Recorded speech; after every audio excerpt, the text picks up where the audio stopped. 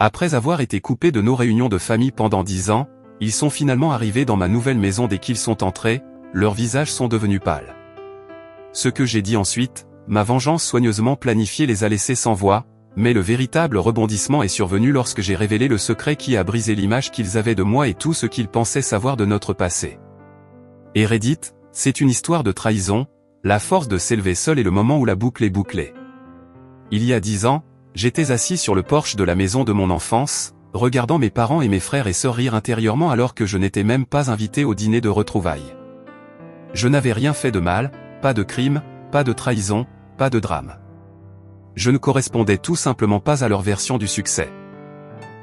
Alors que mon frère aîné Darren a obtenu un diplôme en droit et que ma petite sœur Naomi était l'enfant prodige qui poursuivait des études de médecine, j'ai choisi quelque chose de différent, je suis devenu charpentier. J'aime le métier, l'odeur de la sueur et la satisfaction de construire quelque chose de mes mains, mais pour eux, j'étais la honte qu'ils évitaient de mentionner lors des réunions de famille. Tout a commencé petit, invitations tardives, anniversaires oubliés, pics subtils à propos de mon potentiel puis un an, ils ont organisé la réunion de famille annuelle sans même me le dire. Je ne l'ai découvert que grâce à une photo Facebook sur laquelle mon cousin m'avait accidentellement tagué. Quand j'ai appelé ma mère pour lui demander, elle a soupiré et a dit « Nous pensions que tu serais trop occupé ou mal à l'aise ». Mal à l'aise, j'étais leur fils, leur frère et soudain, je n'appartenais plus à ce groupe. J'ai essayé de faire comme si de rien n'était. Peut-être qu'ils avaient raison. Peut-être que j'étais l'intrus, mais cela continuait d'arriver année après année. Des photos ont été publiées en ligne, des discussions de groupe. J'ai été retiré des mariages auxquels je n'étais pas invité. J'ai arrêté d'appeler, ils ne l'ont pas remarqué. J'ai déménagé à 2 heures de route, dans une petite ville où personne ne me connaissait, comme le mouton noir. J'ai mis mon âme dans mon entreprise de menuiserie et petit à petit, les choses ont commencé à changer. Ce n'était pas du jour au lendemain. J'ai passé des années à vivre modestement, à faire des meubles sur mesure et des travaux de réparation. Puis, un jour, le propriétaire d'un hôtel local m'a chargé de concevoir et de construire des intérieurs de luxe à thème. Mon travail a attiré l'attention des magazines, des médias sociaux et même un petit spot télévisé. En 3 ans, je n'étais pas seulement stable, j'étais en plein essor. J'ai acheté un terrain et j'ai construit la maison de mes rêves à partir de zéro. Chaque poutre, chaque panneau, chaque centimètre carré était à moi, fabriqué de mes propres mains. Je n'ai jamais adressé la parole à ma famille pendant ces années, pas par haine, juste par préservation, mais j'ai vu les regards qu'ils ont commencé à aimer. Mes publications professionnelles ont laissé des commentaires vagues comme « fier de toi ». Comme si cela pouvait réparer une décennie d'exclusion, je n'ai pas répondu, puis 2 mois avant Noël, mon frère Darren m'a envoyé un message à l'improviste. « Et maman, je me demandais si tu pouvais organiser la réunion de famille de cette année. Ta maison est magnifique. » J'ai regardé l'écran avec incrédulité.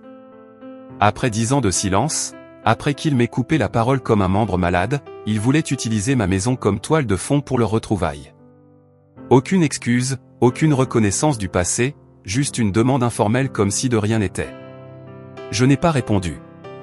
Au lieu de cela, j'ai prévu quelque chose de mieux la veille de Noël, juste après le coucher du soleil. J'ai illuminé l'immense sapin artisanal de mon salon, j'ai cuit les brioches à la cannelle que ma grand-mère avait l'habitude de faire et j'ai mis la table avec des couverts impeccables. J'ai invité une personne, le meilleur ami de mon défunt grand-père, M.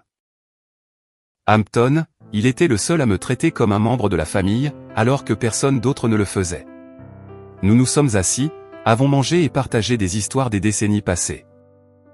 C'était calme mais paisible, puis on a frappé à la porte et j'ai ouvert la porte pour voir toute ma famille, mes parents, Darren, Naomi, leurs conjoints et même mes cousins. Debout là avec 4 sourires et un tarte acheté en magasin. Naomi a été la première à parler. « Waouh, ta maison est incroyable !» Darren siffla. « Je ne pensais pas que le commerce du bois était si bon. » Ma mère regarda autour d'elle, ses yeux passant des colonnes artisanales au plancher de chêne poli. « Tu t'en es bien sorti, chérie. Vraiment, on pensait qu'on pourrait peut-être tous passer la soirée ici ensemble comme au bon vieux temps. » Je n'ai pas bronché, il n'y avait pas de bon vieux temps pour moi. Souviens-toi que je n'ai jamais été invité. Mon père s'est éclairci la gorge. Ne nous attardons pas sur le passé ce soir, c'est une question de famille. Je me suis écarté, les laissant entrevoir la chaleur du salon. Le feu douillait les rires entre moi et M.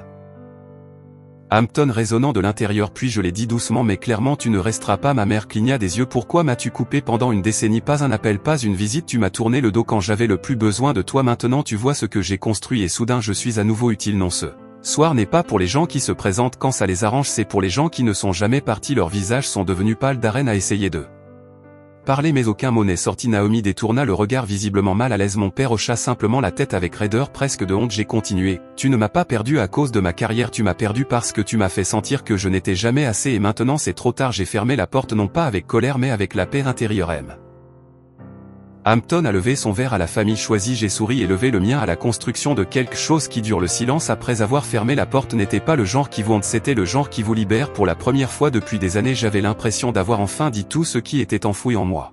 Je n'ai pas crié, je n'ai pas fait de scène, j'ai simplement tendu un miroir et leur ai laissé voir ce qu'ils avaient choisi d'ignorer, mais ils ne l'ont pas bien pris. Le lendemain matin, mon téléphone a explosé, appel manqué, SMS, même email. Mon maman a laissé un message vocal, sa voix tremblante, prise quelque part entre la colère et la culpabilité. Je ne sais pas ce que tu penses faire, mais ce n'est pas comme ça que fonctionne la famille. On ne claque pas la porte au nez de quelqu'un. Je n'ai pas répondu, puis est arrivée la campagne de culpabilité.